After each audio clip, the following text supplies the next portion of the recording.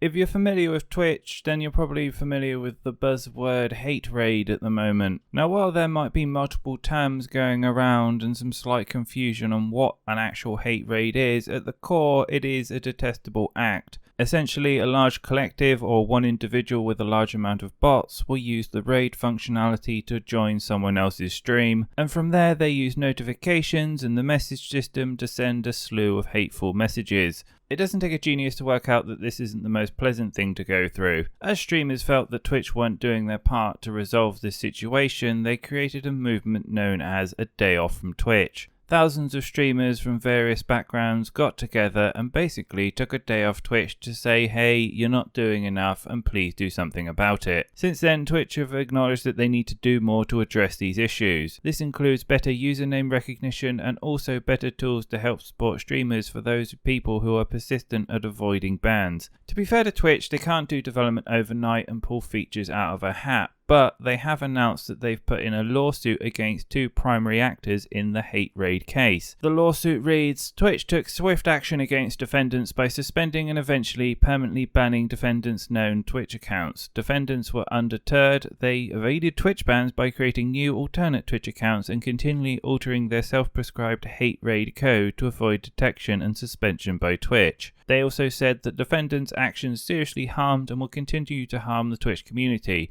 Streamers who were the victims of hate raids experience mental health issues and have some reported cutting back on streaming to avoid persistent harassment.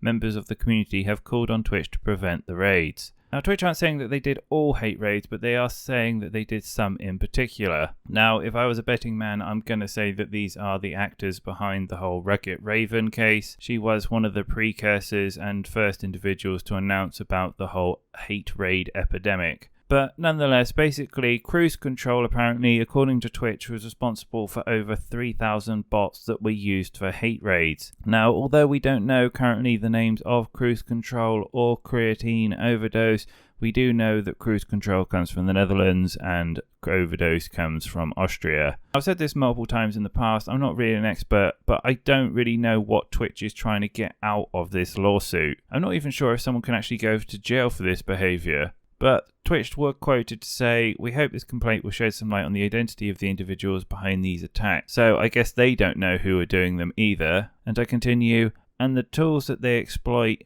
dissuade them from taking similar behaviours to other services. So interestingly enough, I guess they don't know how they've made all these accounts because they were done programmatically, and I guess they want an injunction put against them so that they don't use the internet. My only concern about this, as soon as you start lifting the lid on tools that are used to create bots, is that you kind of make them mainstream and people just pick them up and use them for the sake of doing it. I do have some thoughts on this. My first one is, I do think this is a good thing. I think these individuals are less than pleasant and something needs to be done against them. I do think even though these guys do deserve to be called up on this, that they are being used as sacrificial lambs, as in Twitch are basically saying, hey, look at us, we are doing something about this, you don't need to worry, we're taking action and we're not completely ignoring you. Because so far the general consensus from Twitch and the community is that they aren't really doing anything about this and they're just letting it run freely with no reprimand.